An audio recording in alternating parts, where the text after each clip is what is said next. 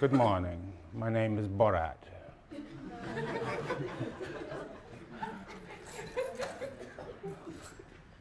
Anyone see the movie yet? Yeah, I saw it over the weekend. Had to cheer myself up a little bit after Saturday afternoon. But there's still another week to go. Still time, still time. Good morning. I want to talk today about my favorite part of the second discourse, a book that never grows old, that never fails to produce. Last time, in talking about Rousseau's account of the origins of inequality, I focused on a famous passage in which Rousseau claims it was the establishment of private property that was the true formation of civil society and the beginnings of inequality and all of the subsequent miseries of the human race that he wants to describe. But in fact, that's not really true, and Rousseau himself knows it's not quite true. If Rousseau were only interested in issues of class and economic inequality, there would be very little difference between him and materialist theorists of society like Karl Marx.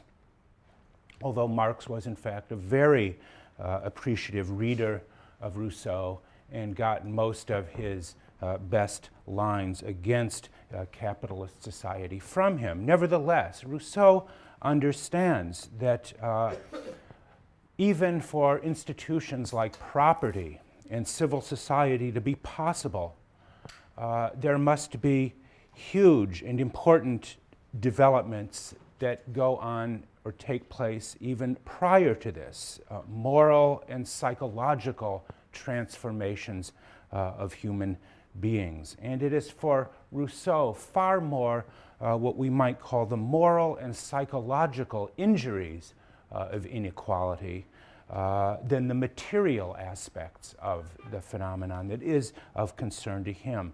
Rousseau very much takes the side of the poor and the dispossessed.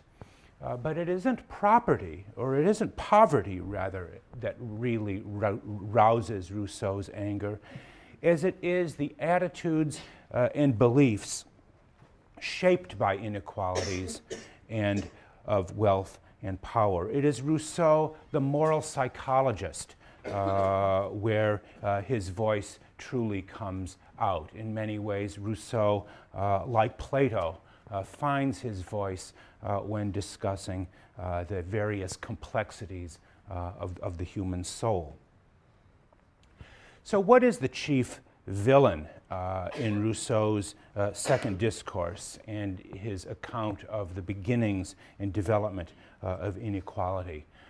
Real inequality begins in a faculty or a disposition that is, in fact, in most editions of the book, rendered simply by the French term because it is really untranslatable into English. It is amour propre, the first term I put on the board, which is the first and most durable cause of inequality for Rousseau.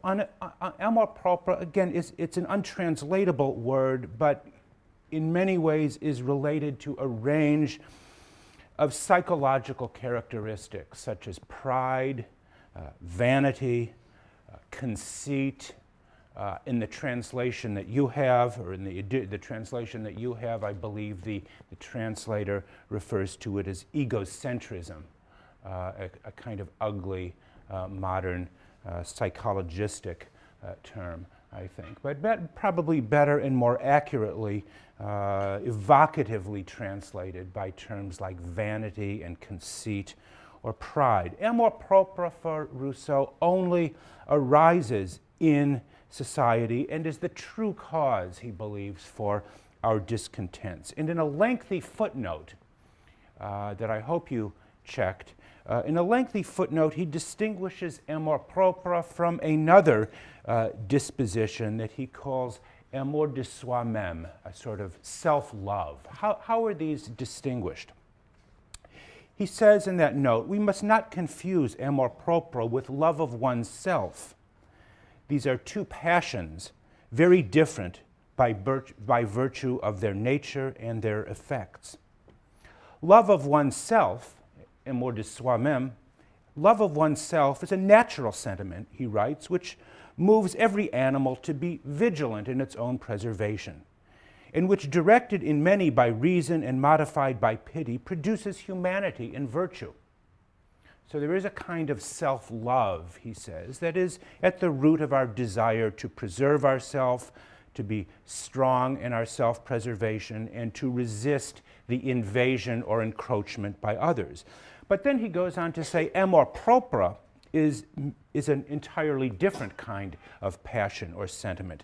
Amour propre is merely a sentiment that is relative, he says, artificial and born in society, which moves each individual to value himself more than anyone else, which inspired in men all the evils they cause one another, and which is the true source of honor.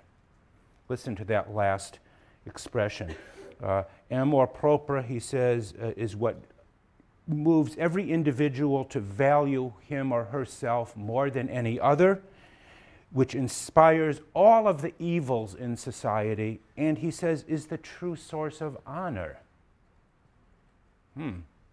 Both evil and honor, the desire to be recognized and esteemed by others. How can this passion of amour propre be responsible for these two very different sort of competing effects? How did this sentiment arise, first of all? How did it come about?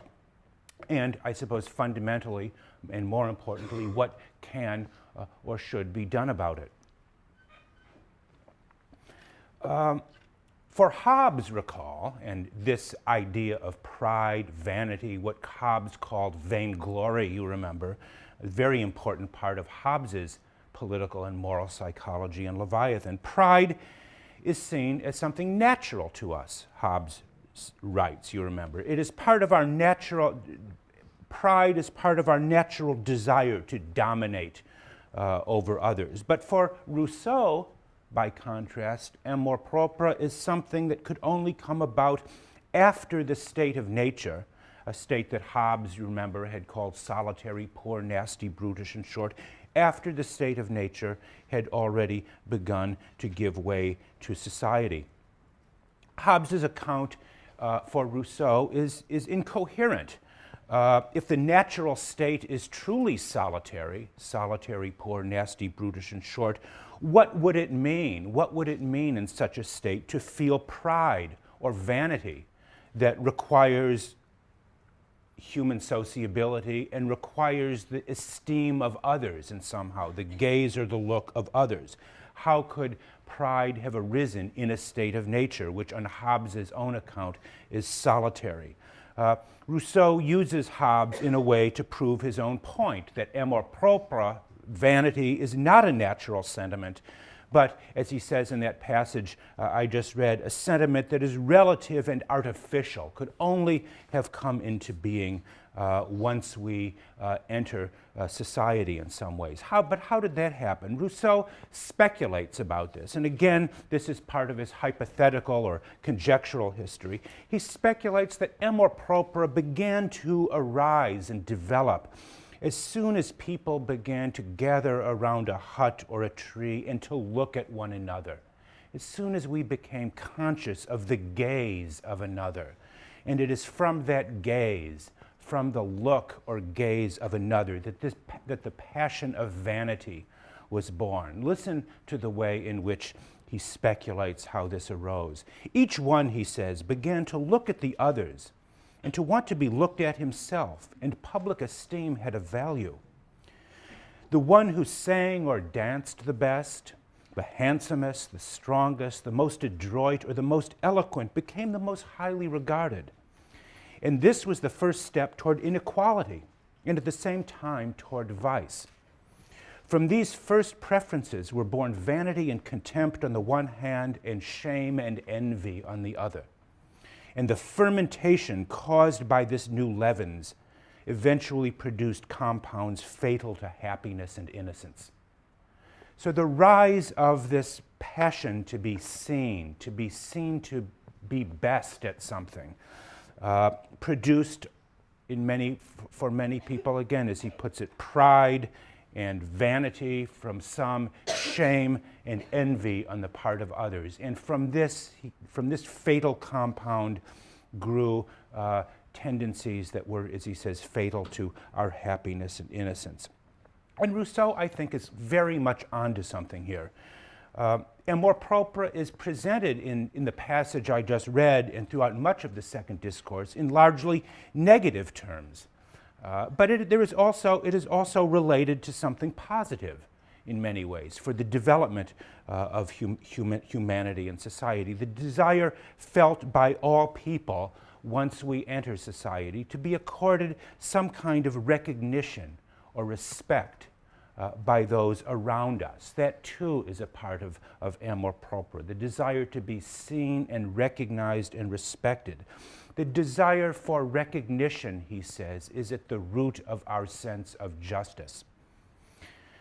And underlying this, I think, is the intuition, powerful and in many ways, I think, deeply true, that our feelings, beliefs, opinions, and attitudes be acknowledged and respected by others around us, that we matter in some way. When we feel that our opinions are slighted, when others do not recognize our worth, we feel angry about this. And this need for recognition, which is part of this passion of amour propre, is for Rousseau also a cornerstone of justice. But it is also, as he says, at the same time, the demand for recognition can easily become cruel and violent as we demand this from others. Consider, again, just the following. I want to read one other passage from the same part of the text. He writes, as soon as men had begun mutually to value one another, and the idea of esteem was formed in their minds, each one claimed to have a right to it. Each one claimed to have a right to esteem or recognition. And it was no longer possible, he writes, for anyone to be lacking it with impunity. From this came the first duties of civility, even among savages. And from this, every voluntary wrong became an outrage. Every time someone was harmed or injured, it became an outrage, because along with the harm that resulted from the injury, he says, the offended party saw in it contempt for his person, which often was more insufferable than the harm itself. Think about the psychology, the moral psychology that Rousseau is invoking here in his talk about harm and injury. It's not the physical aspect of the harm that bothers him. It is the sort of contempt that is implied or entailed in the act of injury. Hence, he goes on to say, each man punished the contempt shown him in a manner proportionate to the esteem in which he held himself. Acts of revenge became terrible, and men became bloodthirsty and cruel. That is to say, amour propre and society gave rise to the state of war. Does this sound familiar? I think it should. I was trying to think of some example that might fit this, and one I came up with when I was thinking about this earlier. Consider a story that was much in the news. I forget if it was last spring or last summer sometime. The Danish cartoon controversy. You remember that, about the cartoons of the prophet Muhammad, and that outrage and that protests, often violent, that occurred about that.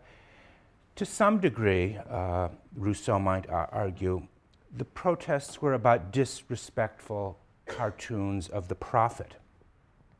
But he would argue, I suspect, that the deeper cause seemed to be that the protesters believed was disrespect being shown to them, to their beliefs, to what it is they held sacred in some sense. It is their beliefs that were being disrespected and were the cause of the protests. Amour propre, as Rousseau, I think, himself recognizes, is this very volatile passion. It contains the desire to be respected again and acknowledged, that is at the root of justice and virtue, and yet at the same time this passion, as we know, is easily manipulable by those who wish to convince others that their basic entitlements and are not being, or views are not being respected.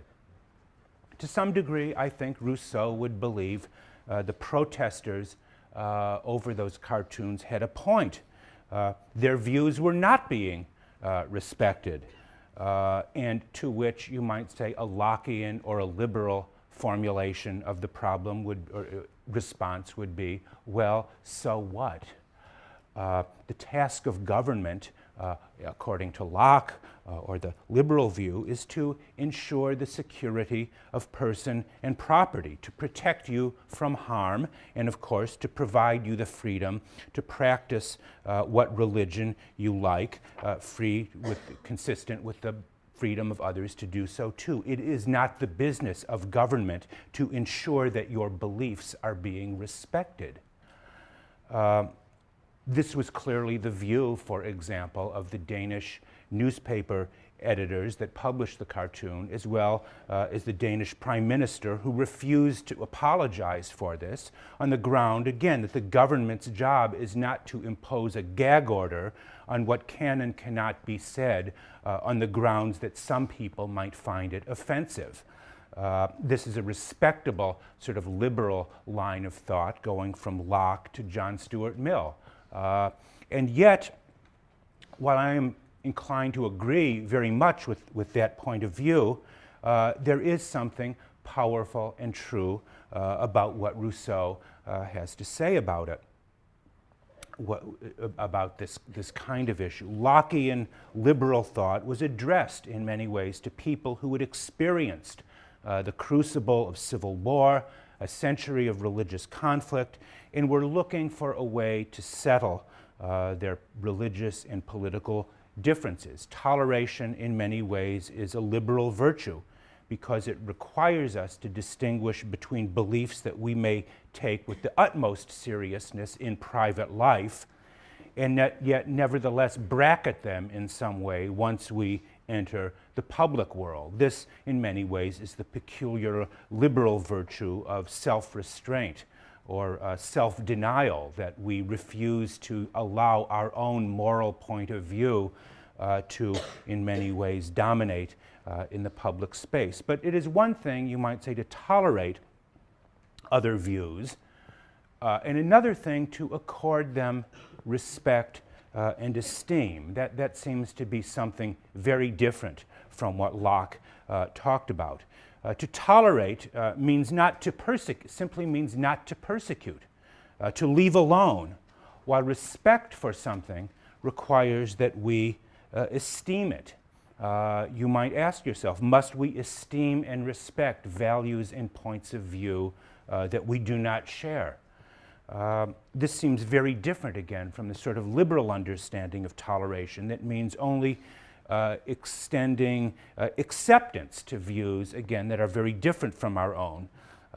It doesn't require us to, as it were, self-censor our own views on the ground that they may be, our views may be in some ways disrespectful or hurtful to others. This is a vast topic. I've sort of used the opportunity to sort of move away from Rousseau a little bit. But his point is, I think, that amour propre, the desire to be esteemed, recognized, and to have your values and points of view esteemed by those around you, is in fact a violent and uncontrollable passion. It is the passion very much like Plato's thumos, spiritedness, back in the Republic. It is a passion that makes us burn with anger over perceived slights, and makes us also risk our lives and endanger the lives of others to rectify what we believe to be acts of injustice. Like Plato, in many ways, Rousseau wants to know whether amour propre is purely a negative passion or disposition, or whether, like thumos, whether it can be redirected in some way to achieve social goods and social benefits. All of this is entailed in that short discussion of amour propre in the second discourse. So much of Rousseau's subsequent account of civilization and its discontents grows out of this peculiar psychological disposition and passion. So let's talk a little bit more about civilization and its discontents. In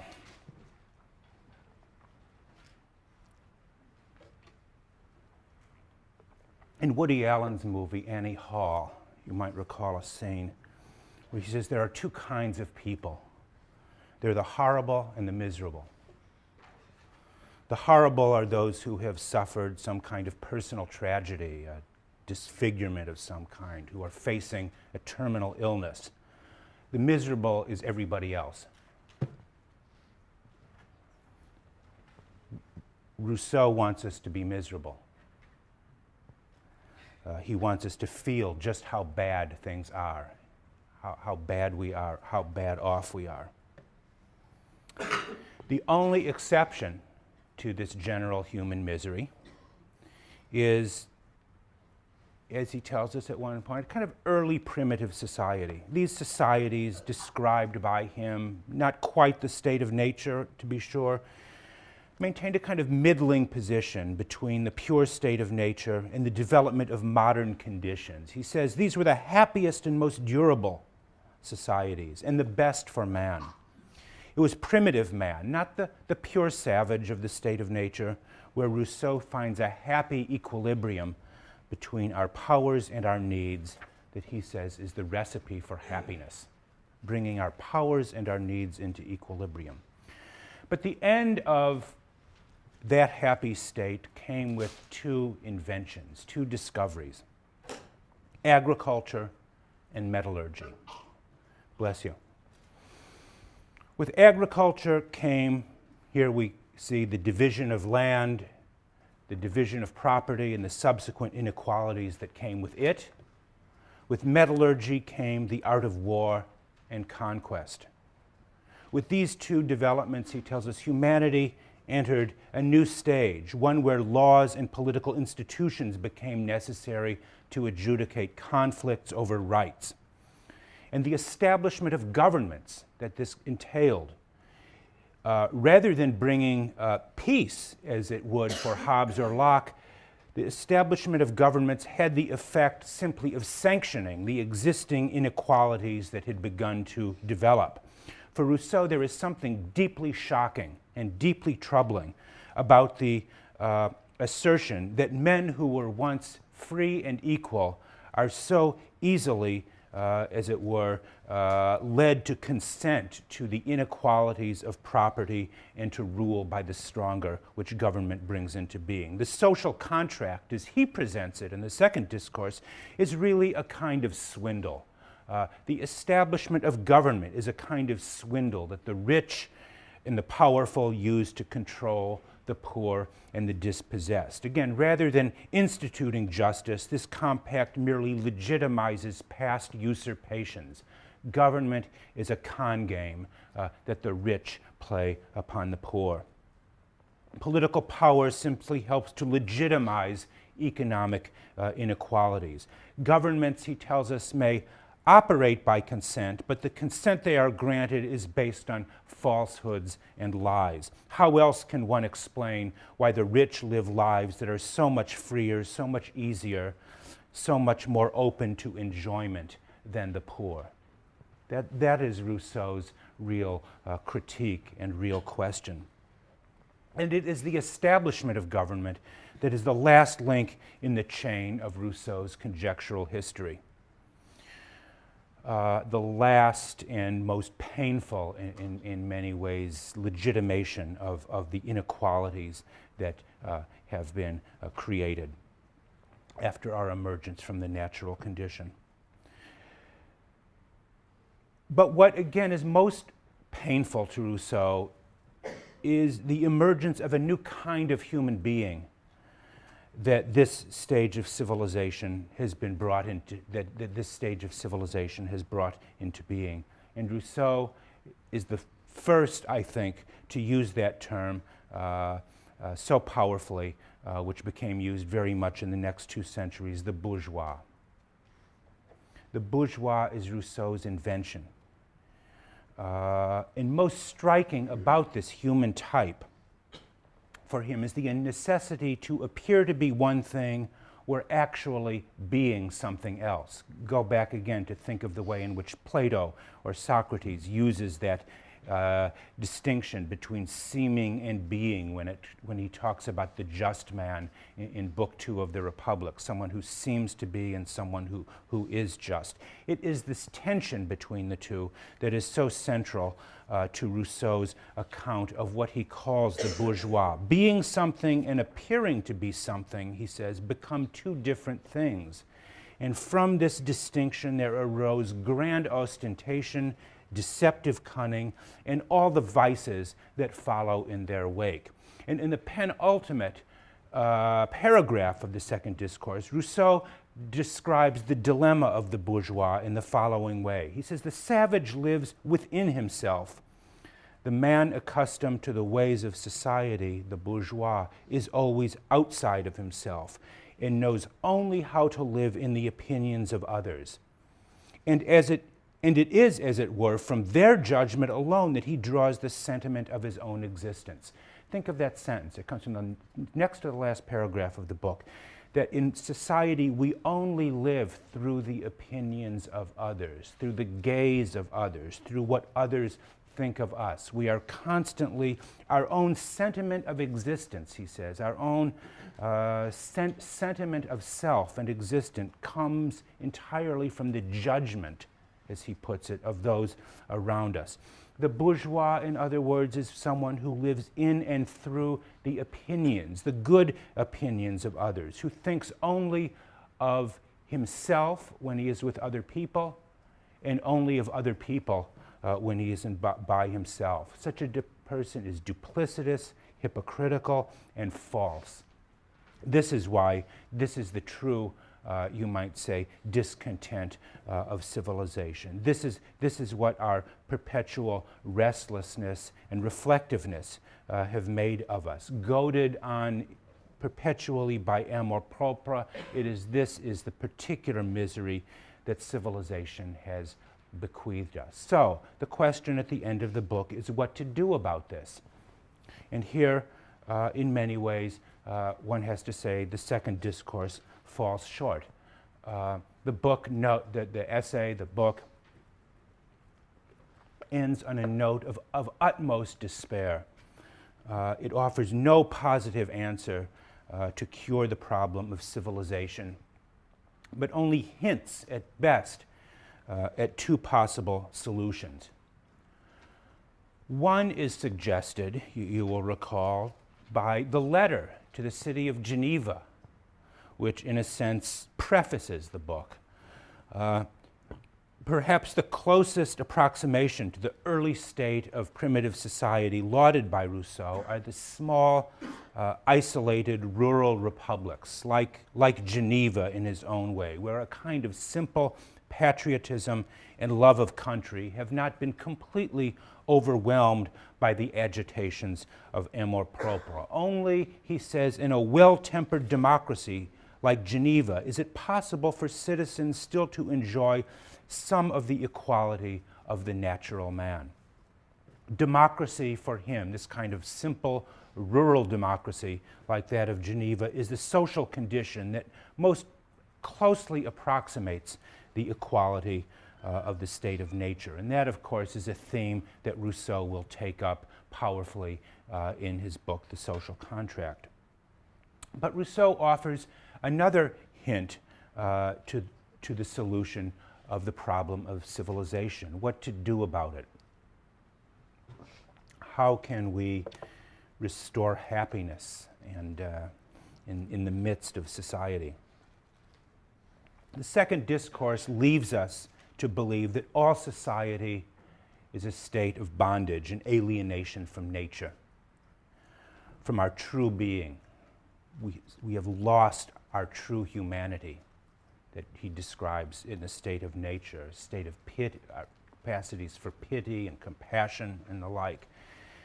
And the answer to the problem of society is, in many ways, to return to the root of society. And this root of society is not just the need for self-preservation, but a kind of primordial, as he calls it in that passage I read a minute ago, sentiment of existence, the sentiment of our own existence.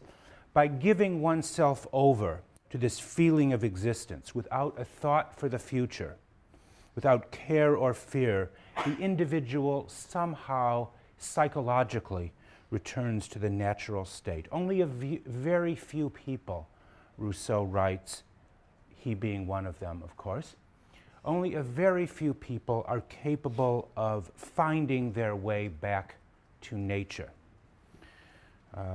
The type of human being who can find their way back to the sort of pure sentiment of existence is not going to be a philosopher, is not going to be a person of high-order reflection like Socrates, but will more likely be an artist or a poet. He is one of those rare aristocrats of nature, you might say. His claim to superiority is not based on a higher understanding, but a superior sensitivity, less on wisdom than on compassion. Rousseau believed himself to be one of these people. Maybe you also are one of them, yes? But it requires you in some way to distance yourself severely and psychologically from all of the possibilities of society, to return inward. And it was that inward journey that Rousseau took and that he writes about so powerfully in his Confessions and his final book, The Reveries, where you find the Rousseau founder of the romantic disposition that you get again in writers in America like Thoreau and others who look inward and return to nature in some way, their natural self, as opposed to society. But the second discourse leaves us, to be sure, with a paradox.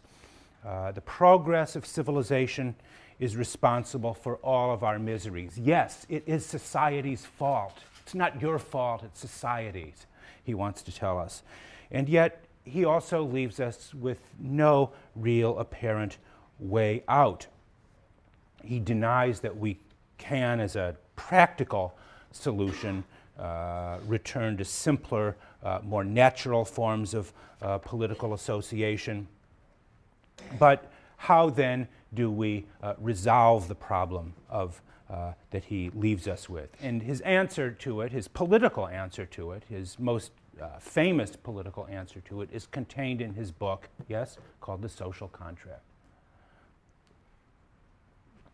Du Contrat Social, published in 1762, 7 years after the Second Discourse. Here he attempts to give one such answer, and I mention one such answer because it is not his only or final answer, but one such answer to the problems of inequality and the injuries of amour propre. Social Contract begins with one of the most famous sentences in all of the history of political philosophy. Man is born free and is everywhere in chains. Always begin your essays with a good, strong sentence like that. Rousseau knew this. He knew something about how to write. The phrase seems to be perfectly in keeping with the Second Discourse. In the state of nature, we are born free, equal, and independent. Only in society do we become weak, dependent, and enslaved. It is what follows after that sentence, in a way, that is the shocker. How did this change take place? Rousseau asks. I do not know. What can render it legitimate? I believe I can answer this question. what can render it legitimate? And by the it, I take it he means the chains, as in the states, man is born free and is everywhere in chains. In the second discourse, he had attempted to completely delegitimize the bonds of society, saying how the social contract and the creation of government was nothing but in many ways a sophisticated swindle. Now, in the social contract, he asks the question, what can give these chains or bonds moral legitimacy? He says, I believe I can answer that. Has Rousseau simply undergone a massive change of heart in the 7 years between these two books? I don't think so. But I think this is part of one of his answers to this fundamental question. But before going into the details of this, let's consider some of the differences between these two very powerful books, right?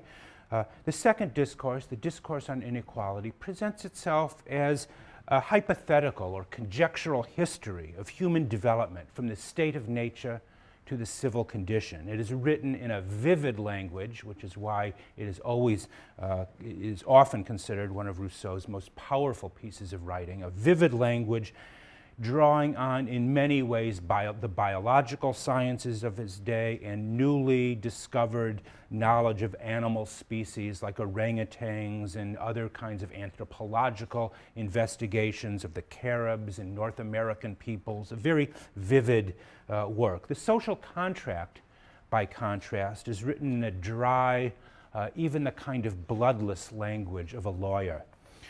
It is very much written in the genre of a legal document. Its subtitle is The Principles of Political Right. It is a work of considerable philosophical abstraction, whose leading concepts are abstractions like the social contract, the general will, and so on. The book, he tells us in his short preface, was originally part of a longer investigation of politics, which he says has since been lost.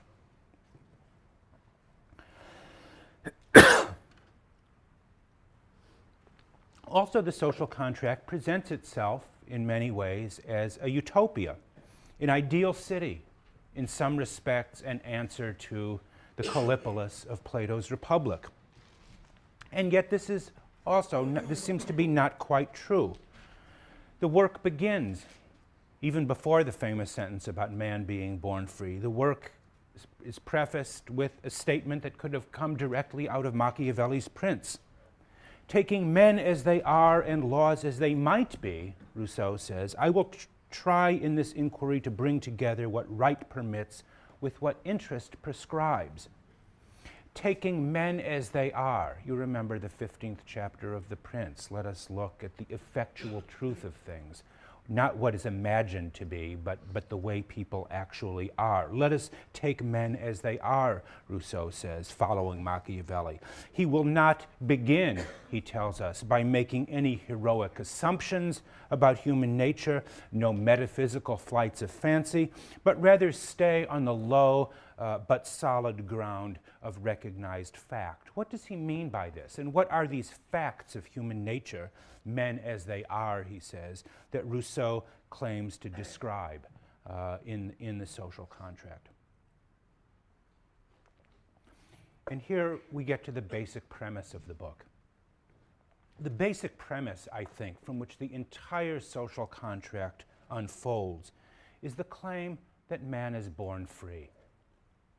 All subsequent relations of hierarchy, obligation, and authority are the result not of nature, but of agreement or convention. Society and the moral ties that constitute it are conventional, you might say, by agreement, all the way down. There is nothing natural about any of the social contract.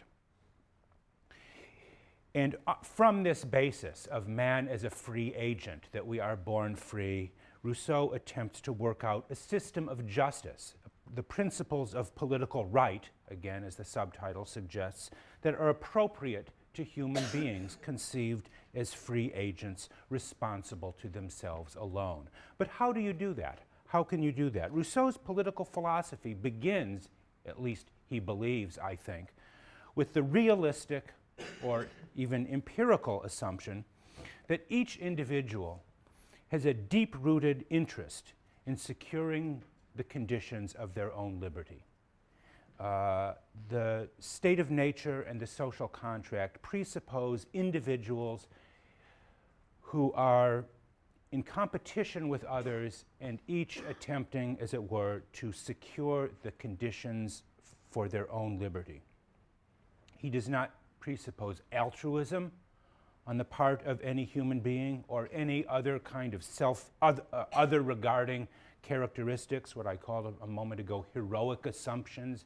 He doesn't make the assumption that we act for the interests of others. We are selfishly concerned with our own freedom and the best means of preserving it and protecting it. Each of us has a desire to preserve his or her own freedom, and that social order will be rational or just that allows us to preserve that freedom. The problem, of course, is that in the state of nature, the desire to preserve my freedom comes into conflict with the selfish desire of everybody else to preserve their freedom. The state of nature quickly becomes a state of war based on conflicting desires and conflicting, again, means of liberty preservation. So how do we preserve our liberty without lapsing into anarchy that is the state of war? This is the question that the social contract sets out to answer, and to which his formulation, his famous formulation of what he calls the general will, is the solution. I'm going to end on that note today, and Wednesday I want to talk about the general will and how Rousseau sees it as a sort of collective answer to the problem of the securing of individual liberty. So meditate on that, if you like, for the next day.